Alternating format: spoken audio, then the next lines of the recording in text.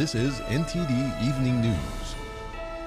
Live from our NTD Global Headquarters in New York City, here is Tiffany Meyer. Good evening, and thank you for joining us tonight. As Election Day is just 71 days away, former President Trump secures the backing of Tulsi Gabbard as he vows to bring more traditional Democrats into his camp. He also makes an appeal to service members. NTD's Iris Tao has more. Present. Oh! Marking the third anniversary of the suicide bombing in Afghanistan that killed 13 U.S. service members, former President Trump on Monday participated in a wreath-laying ceremony in Arlington National Cemetery.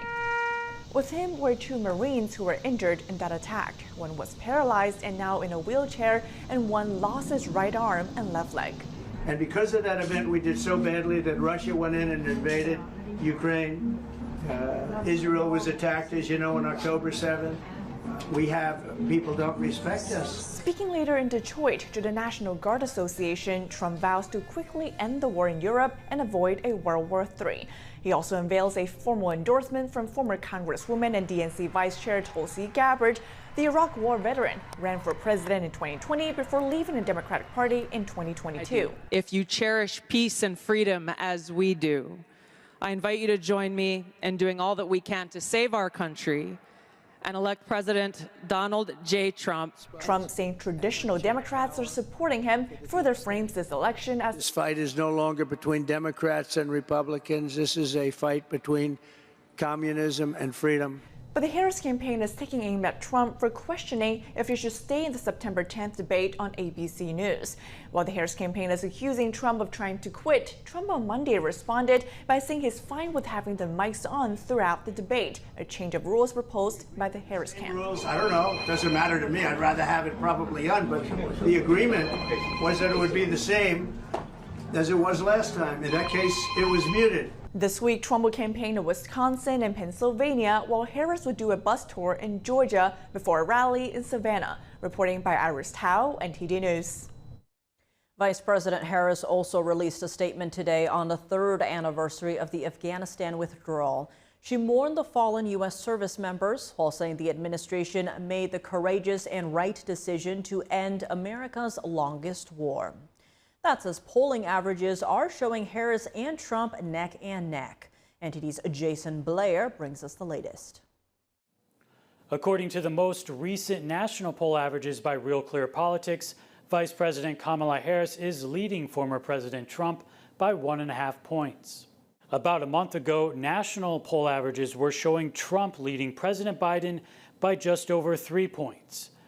And for comparison, 4 years ago at this time, ahead of the 2020 elections, national averages had Biden leading Trump by about 7.5 points.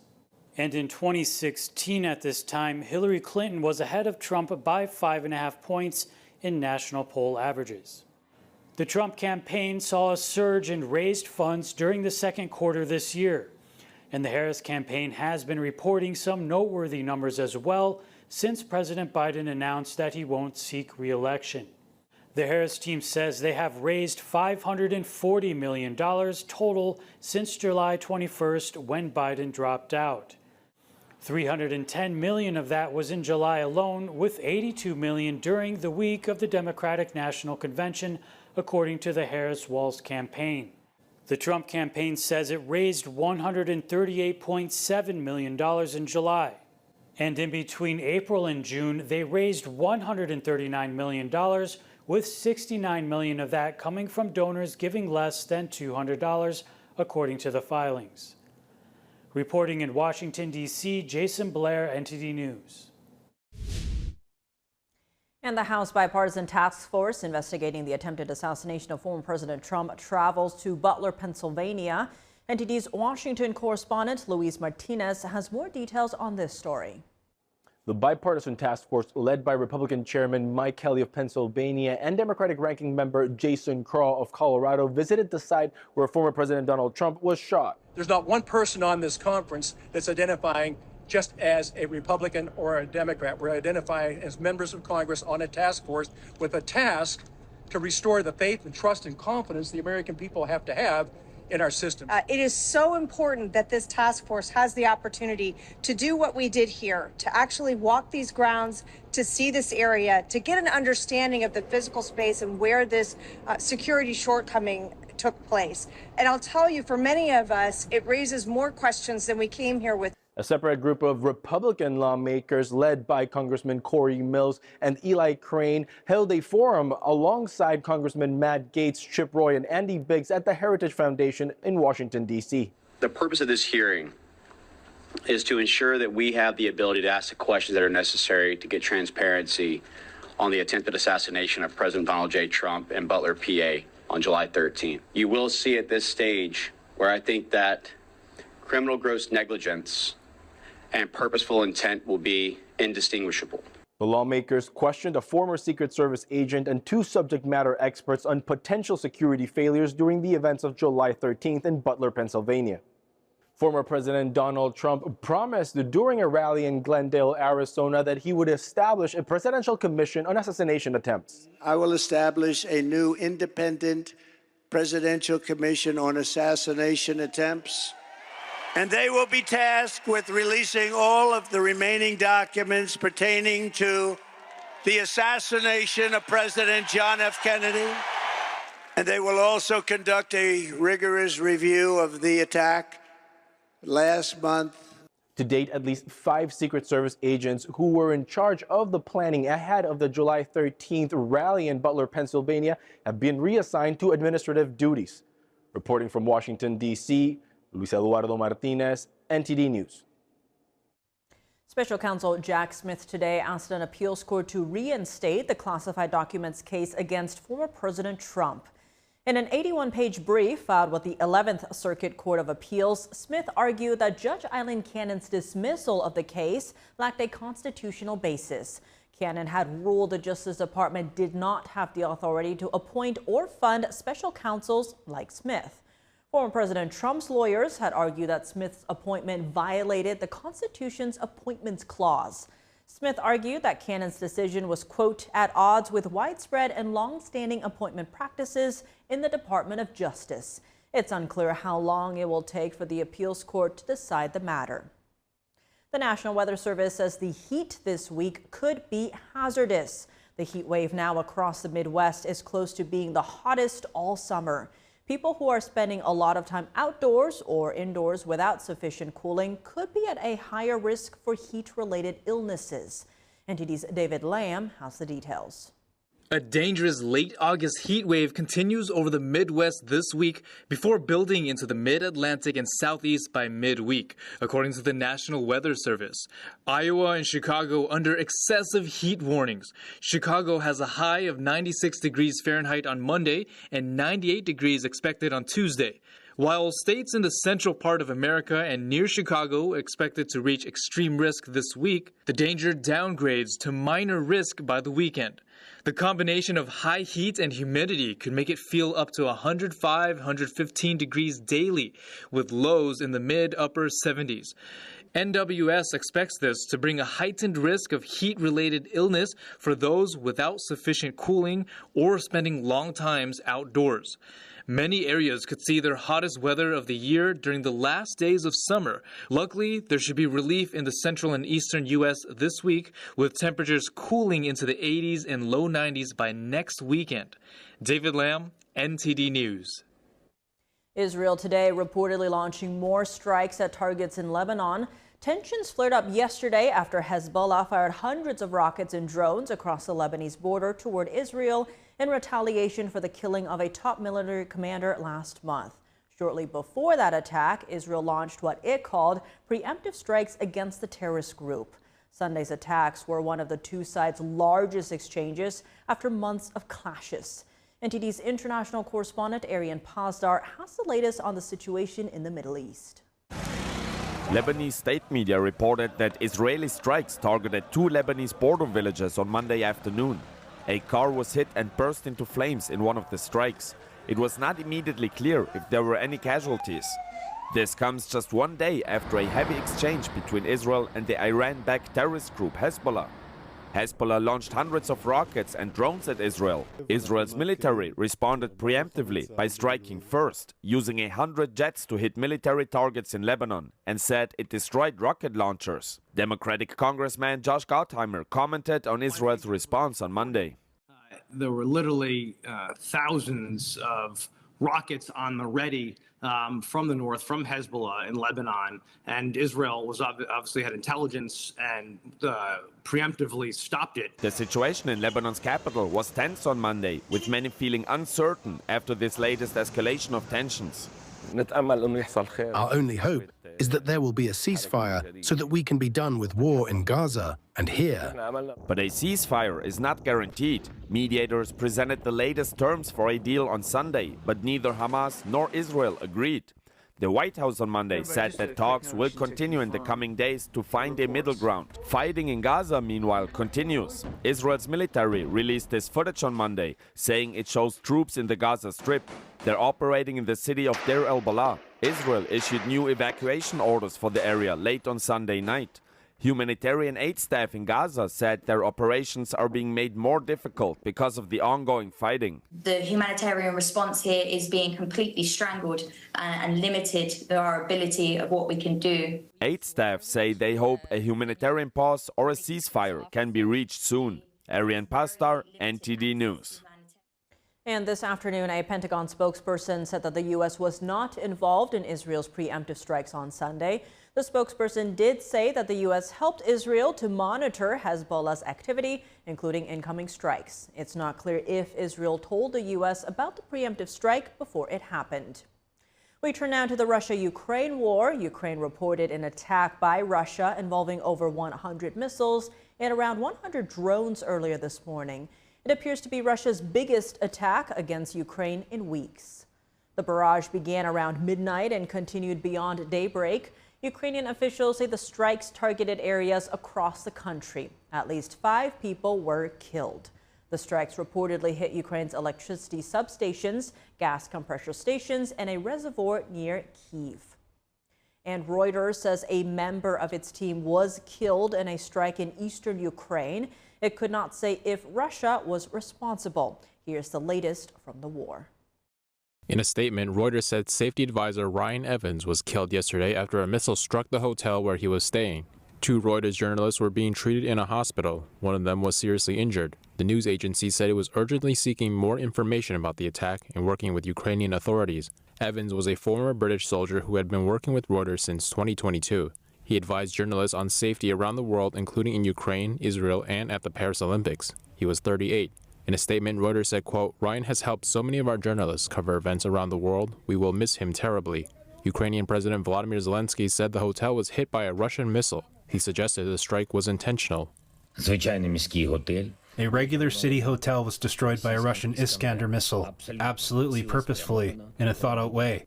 7 people were wounded and 1 died in this strike. My condolences to friends and families. And this is everyday terror which still goes on because Russia has the means to continue. The Russian Defense Ministry did not respond to a request for comment. Reuters was not able to independently verify if the missile that hit the hotel was fired by Russia or if it was a deliberate strike on that building. Speaking to journalists Sunday, Zelensky said former President Trump has signaled his support for Ukraine. The remarks came after Zelensky held bilateral talks with Indian Prime Minister Narendra Modi. During the wartime, yes, we had 1 phone call. So I only had messages that he will support Ukraine and will do everything how to stop the war and to do everything Ukraine be independent, European, and free. So that's all messages I've got from him, but directly. On Sunday, Ukraine and Russia exchanged 115 prisoners of war. This marked the 55th swap between the 2 sides since the start of the war in 2022. The United Arab Emirates moderated the exchange. The country's foreign ministry said the UAE's efforts have facilitated the exchange of more than 1,700 prisoners. Ukraine said many of the liberated prisoners had severe health problems caused by their injuries. On the country's 33rd Independence Day set Saturday, Ukraine once again called for restrictions on using long-range Western-made weapons to be lifted. French authorities have arrested the founder of the Telegram messaging app, Pavel Durov. Investigators are questioning him in connection with 12 charges related to alleged criminal activity on the platform. The arrest took place over the weekend at an airport in Paris. French President Emmanuel Macron said today the arrest is part of an ongoing judicial investigation and there was no political motive. But many are saying this could have profound effects on free speech online. French authorities arrested Pavel, Durov, co-founder and CEO of Telegram, as he landed at Paris Le Bourget airport on August 24th. Durov, who holds both French and UAE citizenship, was detained by French police upon arrival from Azerbaijan. The encrypted messaging platform is known for its commitment to privacy and free speech. However, it has faced increasing scrutiny due to its use by organized crime and extremist groups. French President Emmanuel Macron said today that the arrest of Durov on Saturday came from an independent investigation and is not politically motivated. According to legal expert Guillaume Zambrano, Durov's arrest is based on new legislation in France passed in February this year to comply with the European Union's Digital Services Act. According to Article 6-1 of the Law on Confidence in the Digital Economy, hosting service providers must cooperate with authorities to remove terrorist or child pornographic content. This offense carries a penalty of up to 5 years in prison and a €75,000 fine. The news of Durov's arrest has sparked significant backlash, notably from tech figures like Elon Musk, who criticized the move as an attack on free speech in Europe. It is just like putting in jail the head of the U.S. Postal Service because he did not comply to the request of opening each and every mail that were transmitted by the post, because there would be suspicion some mails contain illicit content. Zambrano says there's a significant shift on how digital policies are crafted in Europe and the United States regarding people's privacy. The European Union and the United States are shifting to the idea that an electronic message is not the same thing as postal mail and is much more dangerous, so the principles of privacy can't be applied to it. Telegram has nearly 1 billion users worldwide. David Vives, NTD News, Paris. The captain of the luxury yacht that sank off the coast of Sicily last week is under criminal investigation. James Cutfield is a 51-year-old New Zealand national. Italian prosecutors say he is facing an investigation into multiple counts of manslaughter and negligent shipwreck. The 184-foot sailing boat capsized when a violent storm tore through the area, killing 6 passengers. Cutfield and 14 others survived. Authorities are investigating the circumstances of the sinking, particularly the crew's actions and their handling of the boat. Italian prosecutors say Cutfield is not in custody, but he cannot leave the country while the investigation is ongoing. The basin is expected to be raised in the coming weeks. Welcome back. I'm Tiffany Meyer. White House National Security Advisor Jake Sullivan is heading to Beijing to speak with Chinese officials. This will be the first time a U.S. National Security Advisor has visited the communist country in nearly a decade. NTD's Washington correspondent Jack Bradley has more from the White House. National Security Advisor Jake Sullivan is meeting with the top Chinese diplomat Wang Yi and other officials with the goal of destabilizing tensions. Now, the talks will begin in Beijing on Tuesday, and this comes right after Sullivan was in Canada on Sunday meeting with Prime Minister Justin Trudeau and his cabinet, where they discussed just a day later, Canada's government imposed 100% tariffs on Chinese electric vehicles, matching the U.S. Tariff plan, as well as the European Commission's. Here's Sullivan. The view that massive subsidies going into the Chinese electric vehicle industry have eliminated a level playing field. And so part of the economic response the U.S. has taken is responding to that. And then there are issues associated with data security, with critical infrastructure, and with the underlying questions of national security associated with connected vehicles, electric vehicles. Now, other topics during these meetings include tensions in the South China Sea, as well as a potential invasion from China into Taiwan. Other topics include the fentanyl crisis, where the majority of the world's fentanyl, not to mention the U.S., comes from China. And it's now the #1 leading cause of death among young Americans here in the U.S. China's support for Russia's military will also be on the talks. Last week, the Biden administration said that it's imposing over 400 sanctions on companies and individuals, many of which are in China.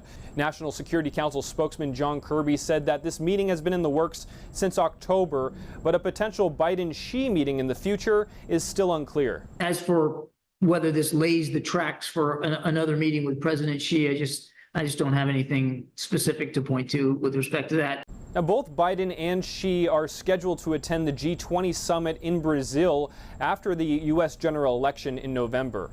Reporting from the White House, Jack Bradley, NTD News.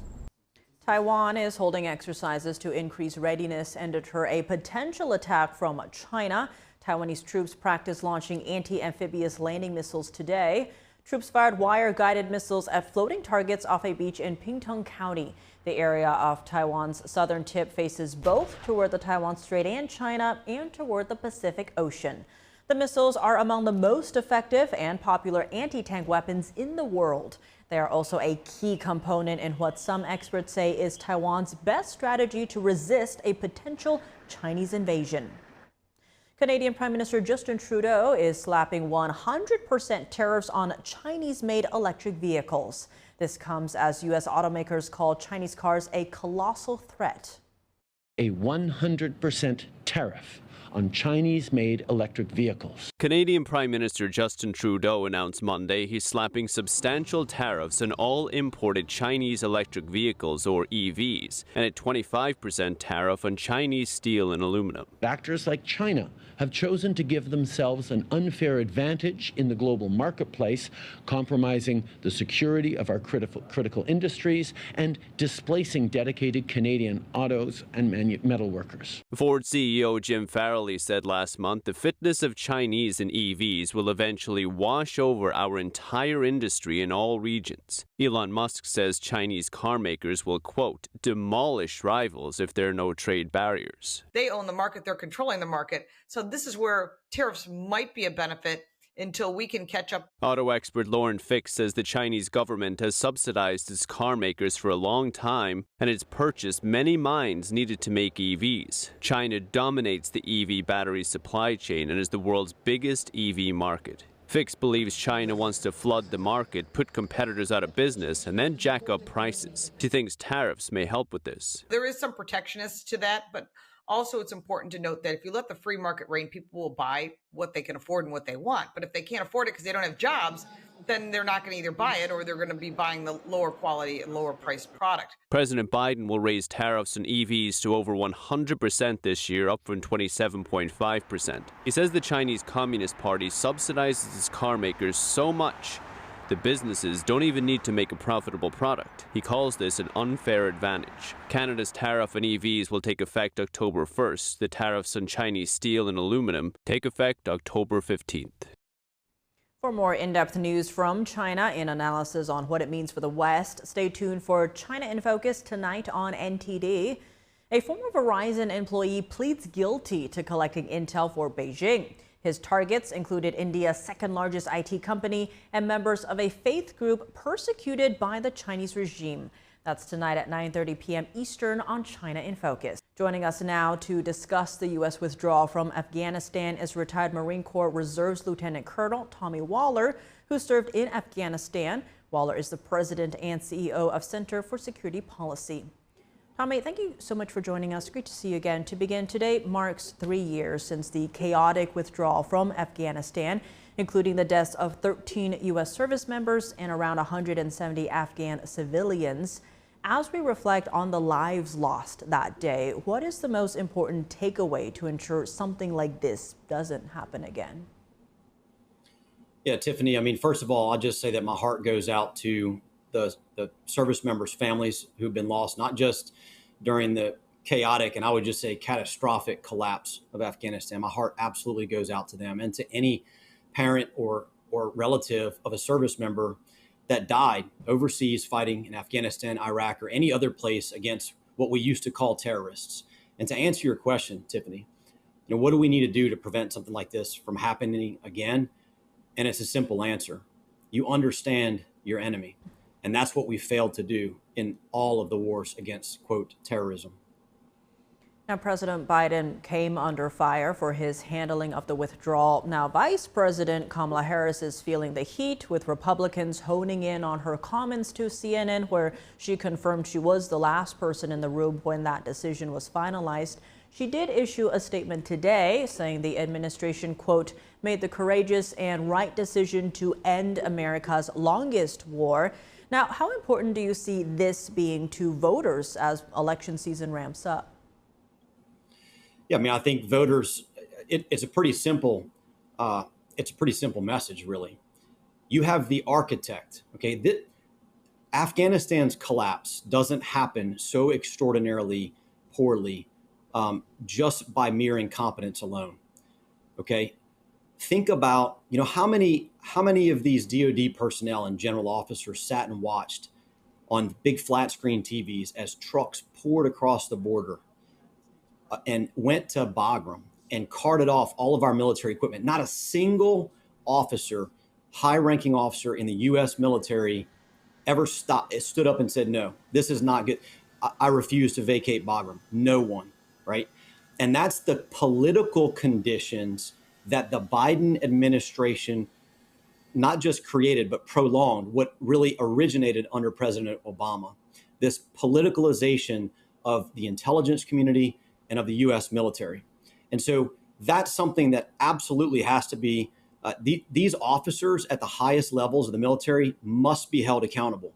And I don't think for a second that a Harris administration would do it because they were the architect. On that note, former President Trump was at the Arlington Cemetery today to lay wreaths for the 13 service members who were killed.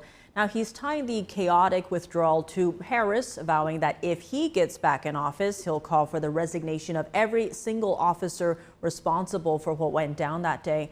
Now, in terms of the military families who lost loved ones that day, what do you make of Trump's move here? Yeah, I mean, I think it's Trump keeping, one thing about President Trump is he keeps the promises he makes. If you think about for a second, Tiffany, this government, since the collapse of Afghanistan, has given the Taliban $2 billion plus, right? You would never see something like that under a Trump administration, okay? And so I take him at his word when he says what he says about holding accountable those officers. He's got a lot more than just that, though, because it was a willful blindness. The U.S. military is willfully blind. Look, we published a book on this called Catastrophic Failure, the blindfolding of the U.S. government to the threat of Sharia and jihad. That's what the Taliban and all these terrorists are fighting for, and that's what we willfully refuse to understand at our peril. And Tommy, zooming out a bit, whoever becomes the next commander-in-chief, how do we ensure the safety of our men and women when they are abroad defending either our own or others' freedoms? Look, it's peace through strength. Our adversaries will take advantage of weakness. Probably the most profound form of weakness is to fail to properly understand them. So the very first step is to hold accountable those that failed and remove them from the service.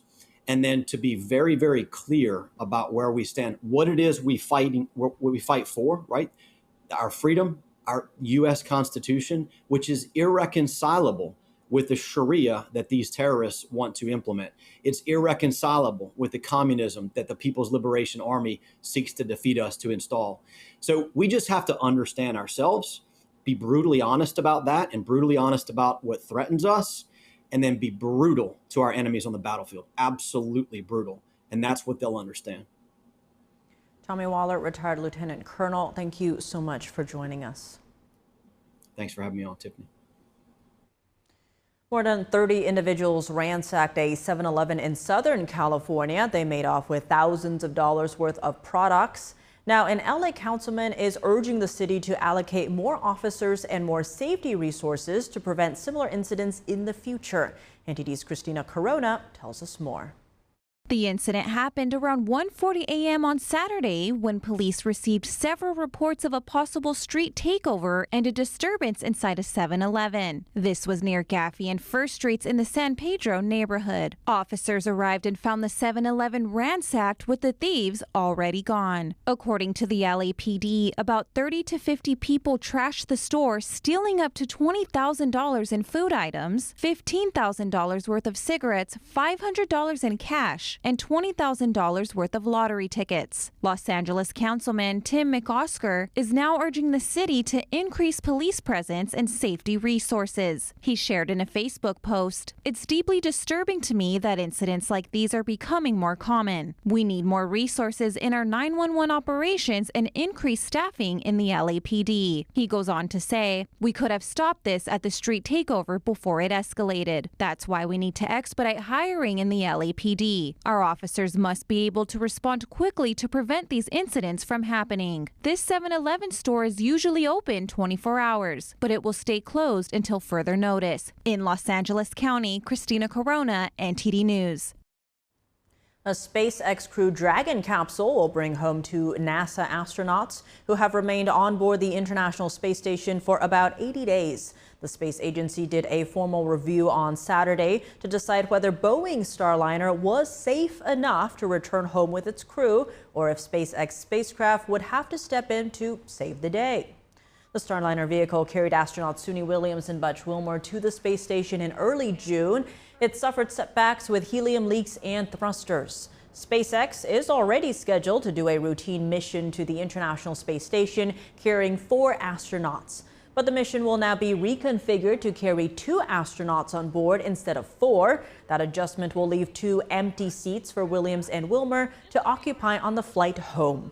The change will push the duo's return to February 2025 at the earliest.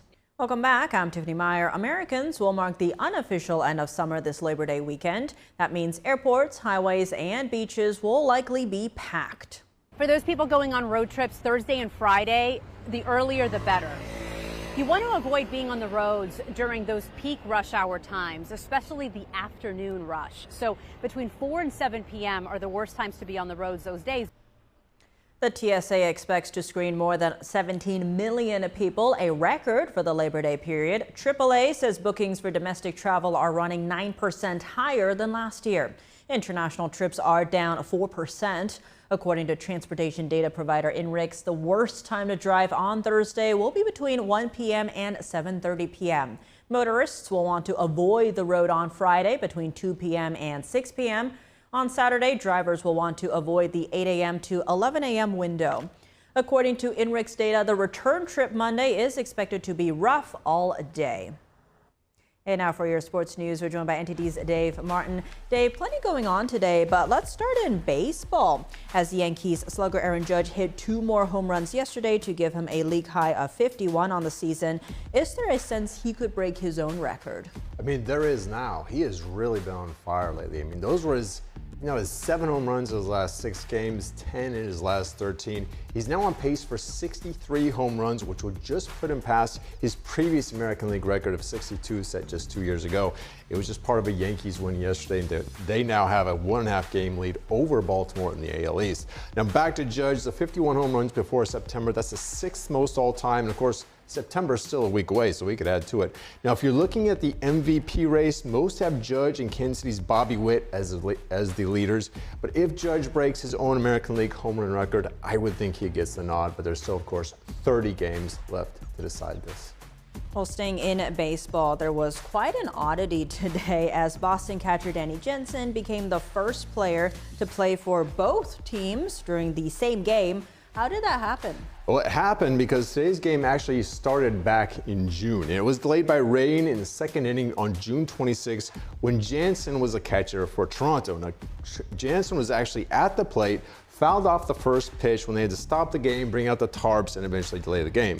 Then in the 2 months in between, he was traded from the Blue Jays to the Red Sox. So when play resumed today, he was on the other team, Boston, and he was the catcher behind the plate. So when play resumed, of course, they had announced a pinch hitter for him who inherited the 0-1 count that he had 2 months prior. So he actually played defense and offense in the same inning. That's the first time in the 150 years of baseball that happened. Now, as for the game, Toronto won 4-1, so he won and he lost today. Well, moving to tennis news, the U.S. Open begins today right here in New York. Who are some of the favorites to win? Well, on the women's side, Coco Gauff, she's a reigning champion, and as an American, she'll definitely have the benefit of the crowds cheering her on. Now, she struggled a little bit this summer, but she did win in straight sets today to advance. Also on the women's side, #1 ranked Iga Swiatek, she's a favorite to win. wherever she plays. Men's side, you got 37-year-old Novak Djokovic, along with several players much younger than he is, including Carlos Alcaraz and Yannick Sinner. Now, Djokovic won Olympic gold a few weeks ago. Still, this has been a down year for him comparatively. No major titles yet. We did finish runner-up in Wimbledon.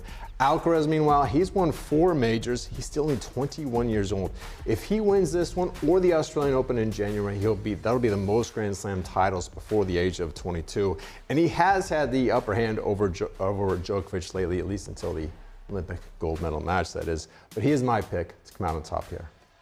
Moving to NFL news, Dallas Cowboys wide receiver Ceedee Lamb ended his holdout today after reportedly agreeing to a record-breaking contract. Now, what does his signing mean for the team? I mean, on the field, it's huge because he's right there with Justin Jefferson and Tyreek Hill as one of the best receivers in the game. Lamb actually led the league in receptions last year, second in receiving yards. Plus, he's very versatile. He can play in the slot or on the outside as well. Now, his contract, this is according to ESPN, a 4-year, $136 million deal. That $34 million per year average, that's the second highest in the league for a wide receiver. Now, hopefully it'll leave just enough room for them to sign Dak Prescott with their quarterback. Now, quarterbacks are generally the most expensive, and Prescott's contract runs out after the season, and they cannot use a franchise tag on it. So there's a lot of urgency to get that done. So it's a very good day for the Dallas Cowboys. Well, Davis, always, thanks for joining us. Well, thank you. Today is National Dog Day, a day dedicated to celebrating our four-legged friends. What are some possum ways to celebrate? Let's turn to NTD's Rudy Ruiz for more. Dogs are America's favorite animal. According to the American Veterinary Medical Association, over 44% of American households own at least one dog in 2022. Nina Thompson, the Director of Public Relations at the San Diego Humane Society, shows us why many Americans choose to have a dog. Dogs are really humans' best friend. They're so forgiving and their love is unconditional, and having a dog by your side is really a privilege. Today is also a day when people can visit rescue centers to adopt a dog. Adopting a shelter dog comes with responsibility, one that demands consistent attention to their needs, and according to Nina, it is all worth it. We get so much in return because they just follow us, they're loyal, and they love to be with their humans. Just like raising a kid, training a dog requires a specific methodology. According to Nina, it's important to only use positive reinforcement when training them. If you ever punish a dog, you're going to break the trust and you're going to break that bond and they're going to fear you. And so you really never want to use a hard hand with a dog when they do something good. Like Otis is being really good right here and he's being patient, so he's getting treats. But never ever punish a dog for something that they did wrong. Just show them when they're doing things right. And if you see someone mistreating their dogs, there are always ways you can stand up for them. If you see something, we want you to say something. If you see animal cruelty, report it. Depending on where you live, there's an animal services provider in the city that you live, and they will investigate animal cruelty. And on National Dog Day, spending the day together is a great way to bond with your dog. Just like us, dogs are individuals. So it depends on if you have an energetic dog or a couch potato. But if your dog is energetic, take them on hikes when it's not too hot, or take them to the beach. Some dogs just want to be next to you and lay on the couch and watch Netflix. Whether you're looking to add a four-legged creature to your family, need someone to protect you, or just like dogs in general, today is the day to appreciate and celebrate this amazing creation that God has made for us. Rudy Ruiz and Jimmy Ma, NTD News, San Diego. And that's all for today's news. For round-the-clock coverage, visit us at ntd.com or download our NTD app. Thanks for tuning in. I'm Tiffany Meyer. Good night.